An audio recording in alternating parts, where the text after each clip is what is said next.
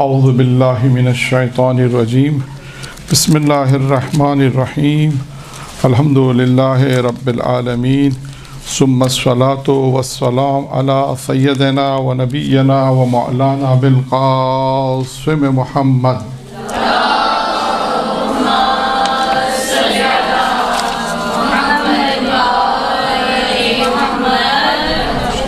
وأهل بيته الطيبين الطاهرين المعصومين المنتخبين الميامين أما بعد قال حضرت علی علیہ الصلاۃ والسلام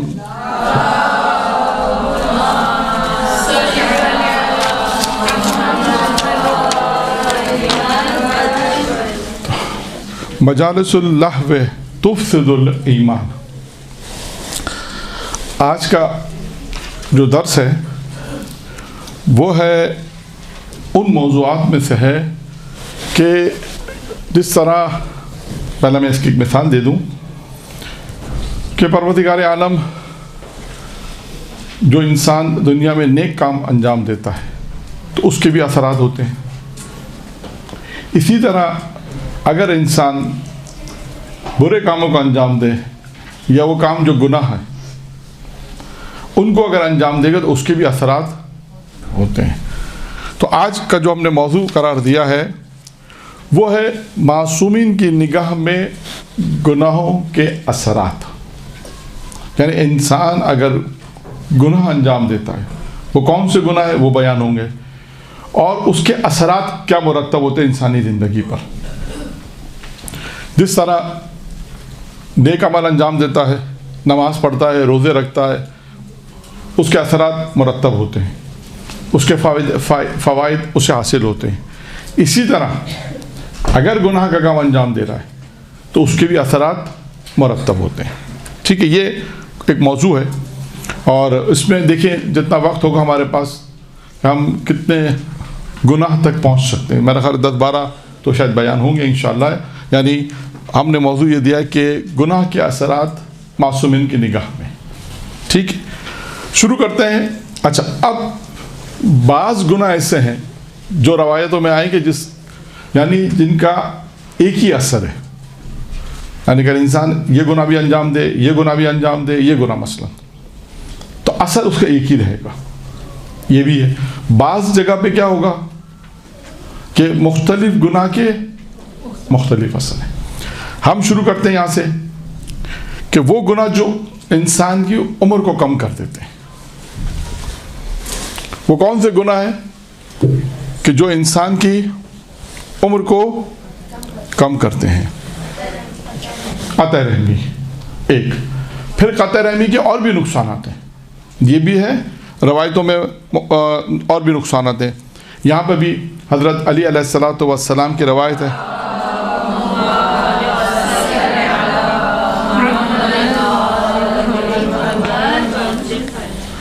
کیا فرماتے ہیں مولا؟ فرماتے ہیں کہ اگر کوئی شخص جھوٹی قسم کھاتا ہے اور قطع رحمی کرتا ہے تو کیا ہوتا ہے؟ گھروں کو یہ ویران کر دیتی ہے۔ یعنی دوسرا نقصان کیا ہے؟ دوسرا نقصان ایک تو ہو گیا عمر کو کم کرنا، دوسرا کیا نقصان ہوا؟ گھروں کو ویران کرنے کا۔ اور یہاں پر ایک اور روایت بھی پیغمبر کی، وہ بھی بیان کرتا چلوں کہ خدا اس قوم پر رحمت نازل نہیں کرتا جو قطع رحمی کرتی ہے۔ یعنی قطع رحمی کا یہ اجتماعی گناہ میں آ گیا۔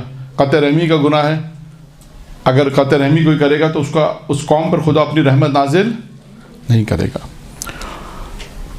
اچھا، اب یہاں پر اور آگے چلتے ہیں۔ وہ کون سا گناہ ہے جس سے نابودی بہت جلدی آتی ہے، تباہی بربادی جسے ہم کہتے ہیں نا، تباہی اور بربادی جلدی آتی ہے، یعنی اتنا فرصت بھی نہیں ہوتی۔ یعنی یہ کون سے وہ گناہ ہے جس میں یوں کہہ لیجیے کہ قیامت کا بھی انتظار نہیں ہے، یہ ہے روایت میں لفظ، یعنی قیامت کا بھی انتظار نہیں ہے۔ ایسے گناہ ہے کہ جس کو دنیا میں انجام دیا جاتا، اگر انجام دیتے ہیں تو اس کا اثر فوری ہے، یعنی اس کی سزا جو ہے وہ خدا قیامت تک کے لیے بھی انتظار نہیں کرتا۔ وہ کون سے ہیں؟ اس میں ہے یہ بھی حضرت علی کا ایک قطع رحمی ہے، یہ بھی حضرت علی نے فرمایا، وہ گناہ کہ جس سے نابودی اور تباہی اور بربادی جلدی آتی ہے۔ ہماری گفتگو ہو رہی تھی کہ ان گناہ میں کہ اگر وہ کون سے گناہ ہے کہ جو انسان اگر انجام دے تو نابودی، تباہی، بربادی جلدی آ جاتی. اس میں ایک ہے قطع رحمی. دوسرا گناہ ہے جھوٹ بولنا. اچھا، یہ جھوٹ بولنا جو ہے یہ عمر کو کم کرتا ہے. پھر وہ گناہ کہ جس میں نابودی جلدی آتی ہے، اس میں گناہ بھی، دوسرا گناہ یہ ہے جھوٹ بولنا جو عمر کو کم کرتا ہے. پھر ایک گناہ وہ ہے جو وہ گناہ کہلاتا ہے جو فعل قبیح کہا جاتا ہے، یا وہ گناہ جو دامنگیر ہوتا ہے. وہ گناہ بھی انسان کی عمر کو کم کر دیتا ہے. اچھا، یہ 2-3 گناہ تھے جن کے متعلق گفتگو کی. اسی طرح اچھا، اب وہ یہاں پہ انہی گناہ کی بات ہو رہی ہے. اس میں چوتھا گناہ ہے والدین کو اذیت دینا. اس سے بھی انسان کی عمر کم ہو جاتی ہے. یعنی اگر ہم تھوڑا سا خلاصہ کریں کہ وہ کون سے گناہ ہے جس سے نابودی جلدی آتی ہے. حضرت علی نے فرمایا قطع رحمی ایک ہو گیا. پھر دوسرے گناہوں میں جھوٹ بولنا، یہ بھی عمر کو کم کر دیتا ہے. وہ گناہ جو دامنگیر گناہ ہوتے ہیں، فعل قبیح کہلاتے ہیں، وہ بھی عمر کو کم کرتے ہیں. اور والدین کو اذیت پہنچانا. اچھا، اب یہاں پر پھر گناہ کے اثرات بیان کر رہے ہیں. وہ کون سے گناہ ہیں کہ جو نابودی جلدی لاتے ہیں؟ ایک، موت کو بھی نزدیک کر دیتے ہیں. یعنی جسے موت جلدی آتی ہے. خدا نے موت ایک مقرر کی، ایک موت کا ٹائم مقرر کیا، لیکن اگر انسان وہ گناہ کو انجام دے تو موت جلدی آ جاتی ہے. اور گھروں کو ویران کرتی ہے. یہ سب اثرات ہیں. یعنی یہ اثرات ہیں، اگر انسان گناہ کو انجام دے گا تو یہ اثرات اس پہ مرتب ہوں گے. وہ کون سے گناہ ہیں؟ اس روایت کے مطابق یہاں پہ بھی وہی گناہ قطع رحمی ہے، والدین کو اذیت پہنچانا، اور ایک اور گناہ جو نیکی کو روکے، یعنی نیکی کو انجام نہ دے. یہ 3 گناہ ہیں جس کے 3 اثرات ہیں. 3 اثرات وہی جو میں نے بیان کر دی ہے. اور یہ 3 گناہ ہیں کہ قطع رحمی، آپ دیکھیں قطع رحمی آپ کو جگہ جگہ پہ نظر آئے گا کہ یہ ایسا گناہ ہے کہ جس سے گھر بھی ویران ہوتے ہیں، انسان کی عمر بھی کم ہوتی ہے، اور جو ہے وہ موت بھی جلدی آتی ہے. اور تیسرا ایک گناہ اس میں والدین کو اذیت پہنچانا بھی اسی طرح ہے، اور نیکی کو انجام نہ دینا. یعنی انسان اپنے ہاتھوں کو روکے نیکی کے کاموں سے. تو یہ بھی ایک گناہ میں شمار ہوتا ہے، انسان نیکی کے کاموں کو انجام دے. اچھا، اب جو یہاں پر پھر وہ آ رہا ہے، بعض روایتوں میں دیکھیے جملے وہی ہوں گے، بعض جگہ گناہ وہی ہوں گے یا ایک آدھ کم اور زیادہ ہوں گے. جیسے اب اس میں ایک گناہ اور آ رہا ہے. اب ایک روایت میں 3 ایسے گناہ جس سے سزا جلدی ملتی ہے، قیامت کا انتظار نہیں ہوتا. وہ جو جملہ میں نے کہا تھا وہ روایت کی روشنی میں کہا تھا. یہ روایت ہے. یہ بھی رسول خدا حضرت محمد مصطفیٰ صلی اللہ علیہ وآلہ وسلم کی روایت ہے.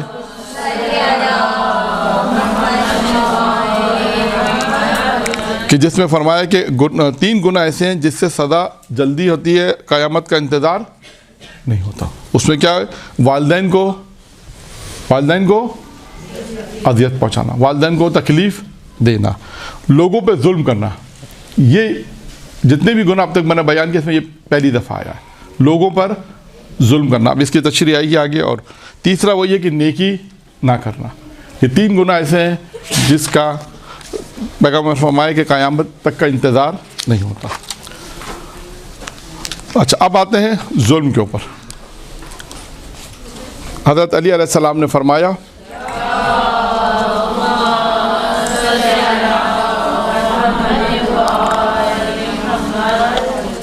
جو شخص دوسروں کے لیے کنواں کھودتا ہے خود اس میں گرتا ہے.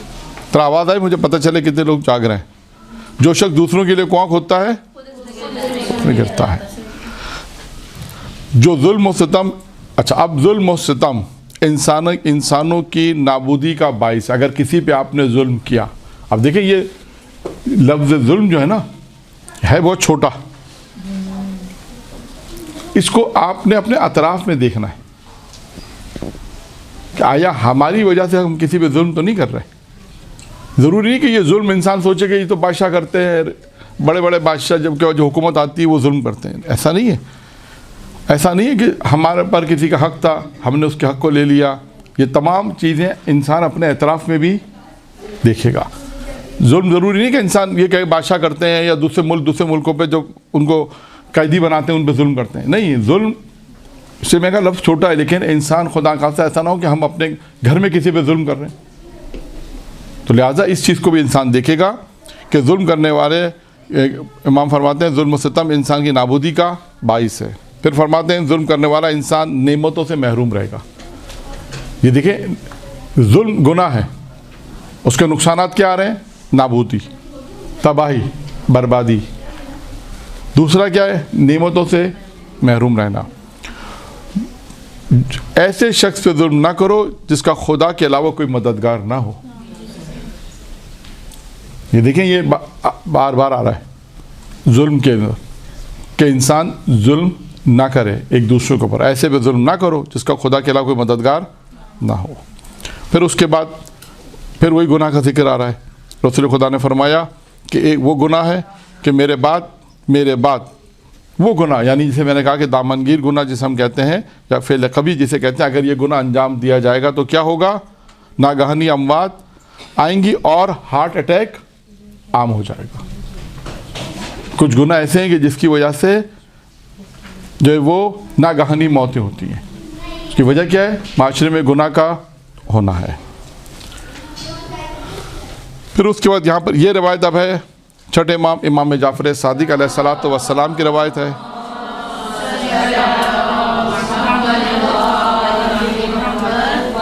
کہ اپنے ماں باپ کے ساتھ نیکی کرو تاکہ تمہاری اولاد تمہارے سے نیکی۔ یعنی اس کا مفہوم کیا نکلے گا؟ اگر تم نے اپنے ماں باپ کے ساتھ نیکی نہیں کی تو تمہاری اولاد بھی تمہارے ساتھ نیکی، اگر نیکی کرو گے تو اس کا فائدہ کیا ہوگا کہ تمہاری اولاد بھی تمہارے ساتھ نیکی کرے گی۔ یعنی اگر ہم اس کو گناہ کے اس طرح پڑھیں کہ اگر تم نے اب تمہاری اولاد کے ساتھ نیکی نہیں کی تو اس کا اثر کیا ہوگا کہ تمہاری اولاد بھی تمہارے ساتھ نیکی نہیں کرے گی۔ یہ قانون کلی امام نے بیان کر دیا۔ قانون کلی امام نے بیان کیا کہ دیکھو اگر تم چاہتے ہو کہ تمہاری اولاد تمہارے ساتھ اگر نیک کام تم چاہتے ہو، توقع رکھتا ہے انسان کہ میری اولاد میرے ساتھ نیک کام تعاون کرے، نیکی کرے میرے ساتھ، تو اس کا کیا اس کو چاہیے وہ اپنے ماں باپ کے ساتھ نیکی کرے، اچھا برتاؤ کرے۔ ماں باپ کی وہ خدمت کرے گا تو اس کی اولاد اس کی خدمت کرے گی۔ یہ قانون ہے ایک کلی امام نے روایت نے بیان فرمایا۔ پھر امام یہ بھی روایت جو بیان کر رہا ہوں یہ بھی امام جعفر صادق علیہ الصلوۃ والسلام کی روایت ہے۔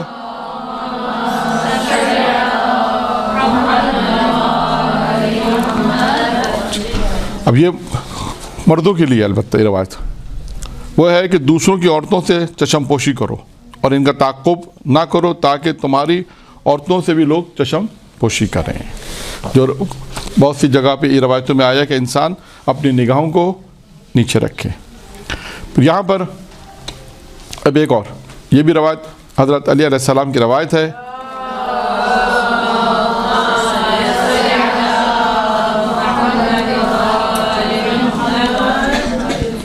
کہ گناہ گار لوگوں کی محفل میں شرکت کرنے والا عذاب الہی سے محفوظ نہیں رہ سکتا۔ یعنی گناہ گاروں کی جو محفل ہوتی ہے اگر کوئی اس میں شریک ہو رہا ہے تو امام کیا فرما رہے ہیں کہ وہ بھی عذاب سے محفوظ نہیں ہو سکتا۔ اب اس کی آپ مثالیں سمجھ سکتی ہیں کہ مثالیں کیا؟ اگر خدا کہیں ایسی محفل ہے کہ جو گناہ گاروں کی محفل ہے کہ جہاں پر ہم شاید گناہ نہیں کر رہے لیکن اس محفل میں اگر ہم شرکت بھی کر رہے ہیں تو بھی ہم عذاب سے محفوظ نہیں رہیں گے۔ آپ اس کی مثال میں آپ کو دے دوں، بہت سی مثالیں بھی ہے، ایک امر معروف کی مثال بھی ہے کہ وہ لوگ، میں صرف مفہوم بیان کر رہا ہوں روایت کا، کہ آپ اگر امر معروف اگر کریں گے تو اس کا فوائد ہوں گے، اگر جو لوگ امر معروف نہیں کریں گے تو اس کے نقصانات ہوں گے۔ اس کا وہی نقصان ہوگا کہ اگر اللہ کا عذاب آئے گا تو وہ سب پر آتا ہے۔ روایت ہے، ایک پوری مفصل روایت ہے یہ۔ اب آئیے یہ یہاں پر کہ جو سرنامہ کلام میں نے جو حدیث پڑھی تھی وہ کیا حدیث تھی کہ مجالس اللہو تفسد الایمان، لہو اور لعب کی محفل میں جانا، یعنی انسان ایسی محفل لہو اور لعب کی محفل ہے، لہو اور لعب کی محفل ہے، کس چیز کو ختم کر دیتی ہے؟ انسان کے ایمان کو ختم کر دیتی ہے۔ یعنی وہی لہو اور لعب کی محفل ہے، کون سی محفلیں ہوتی ہیں؟ گانا بجانے والی ایسی محفلیں کہ جہاں پہ گانا ہو، ناچ گانا اور دیگر یہ تمام چیزیں ایسی محفلیں کہ جب انسان اگر خدا نہ خواستہ اس محفل میں شریک ہوگا تو کیا نقصان ہوگا اس کا؟ ایمان ختم۔ نہیں لاہ و لعب کی محفل ہوگی، اگر وہ لاہ و لعب کی محفل ہے تو ہو جائے گی، ڈپینڈ کرتا ہے وہ محفل کون سی ہے۔ اب یہ آپ ڈپینڈ کرتا ہے کہ وہ محفل اگر ہے لاہور آپ کی تو وہ ایمان کو ختم کر دیتی ہے۔ پھر ایک گناہ کا اور ذکر فرماتے ہیں کہ وہ جو شخص شہوت کے کاموں میں جلدی کرتا ہے، وہ جو شخص گناہ اور شہوت کے کاموں میں جلدی کرتا ہے، در حقیقت وہ جسمانی اور روحانی آفت کی طرف جلدی کرتا ہے۔ جو شخص گناہ اور شہوت کے کاموں میں جلدی کرتا ہے، در حقیقت وہ جسمانی اور روحانی آفت کی طرف جلدی کرتا ہے۔ پھر ایک اور حرام کی طرف ارشاد فرما رہے، یہ روایت امام محمد باقر علیہ السلام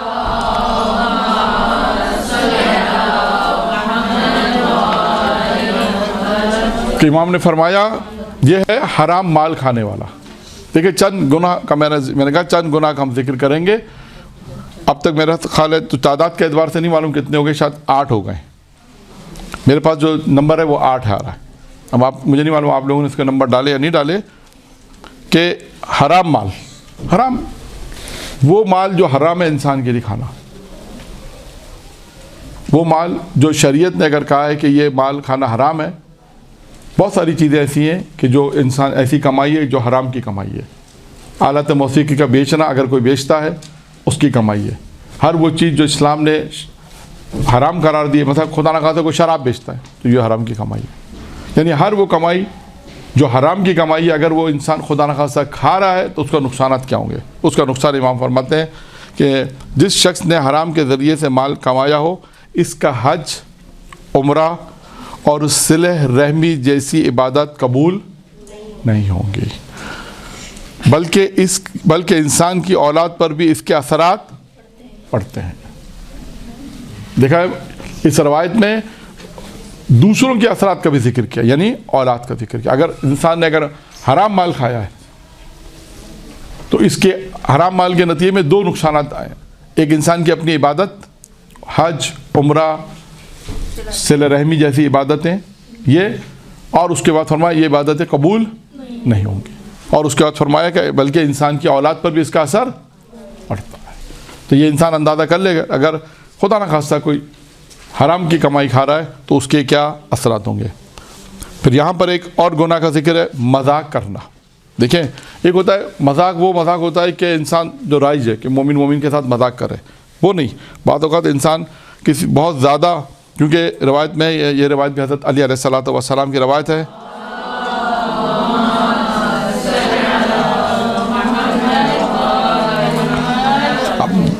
کہ فرماتے ہیں زیادہ شوخی اور مذاق کرنا بے وقوفی کی علامت ہے، یعنی بے وقوفی ہوتی ہے۔ یعنی انسان زیادہ اگر مذاق کرے تو انسان ہو سکتا ہے اس کی ابھی آئے گا کہ اس کا دوسرا نقصان کیا ہے۔ ایک ہے کہ بہت زیادہ اگر امام فرماتے ہیں زیادہ شوخی اور مذاق کرے تو وہ بے وقوفی کہلاتی ہے۔ بہت زیادہ انسان مذاق نہ کرے، ایک حد تک انسان مذاق کرے۔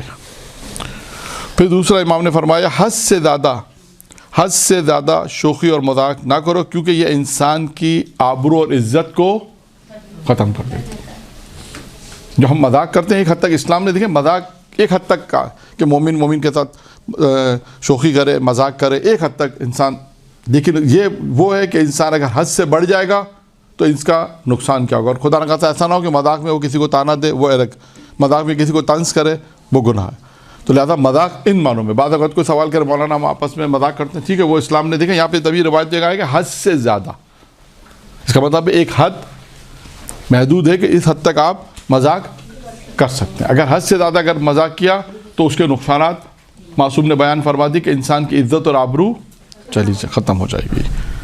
پھر اس کے بعد ایک اور گناہ کی طرف اشارہ ہے کہ دوسروں کو حقارت کی نگاہ سے دیکھنا، بالکل واضح، دوسروں کو حقارت کی نظر سے دیکھنا یہ بھی گناہ میں شمار ہوتا ہے۔ خدا نہ خواستہ کسی کو ہمیں کوئی حق نہیں ہے کسی کو حقیر سمجھنے کا، ہمیں کوئی حق نہیں ہے کہ ہم کسی کو حقارت کی نگاہ سے دیکھیں۔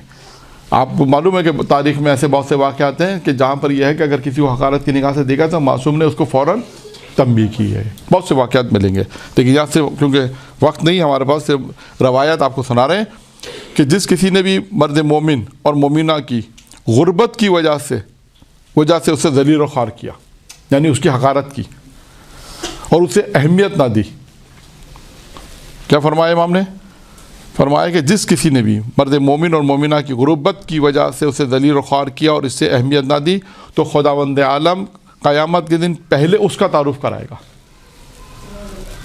خداوند عالم روز قیامت کیا کرے گا؟ پہلے اس کا تعارف کرائے گا. جس کو کسی نے حقارت کی نگاہ سے دیکھا ہے، اس کو اہمیت نہ دی اور اس کو ذلیل و خوار کیا ہوگا تو پروردگار روز قیامت میں کیا کرے گا؟ سب سے اس کا تعارف کرائے گا اور پھر ان لوگوں کے سامنے اسے ذلیل و خوار کرے گا.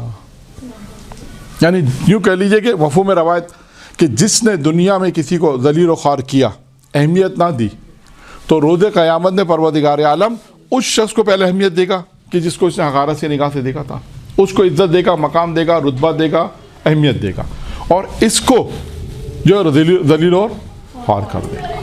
تو یہ ہے کہ یہ گناہ ہے کہ انسان کسی کو حقارت کی نگاہ سے نہ دیکھے. کتنے گناہ ہو گئے؟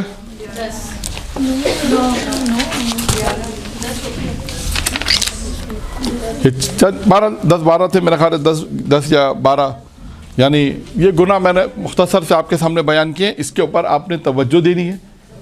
بہت سے گناہ اور بھی ہیں، بہت سارے گناہ ہیں، لیکن یہ دیکھیے کچھ گناہ ایسے ہیں اس میں کہ جو ہمارے معاشرے میں، اعتراف میں، سماج میں، خاندان میں شاید ہو رہے ہوں گے، اللہ نہ کرے، لیکن ہے کہ جتنا انسان اگر اس چیزوں کو کنٹرول کر لے گا اتنا اس کے لیے بہتر ہوگا. یعنی اسے یہ پتہ ہو کہ یہ گناہ اگر انجام دیے جا رہے ہیں تو اس کے اثرات کیا ہیں، پتہ ہونے چاہیے کہ یہ اثرات یہ ہیں. ٹھیک ہے، یہ چند 10-12 گناہ تھے جو بیان کر دیے.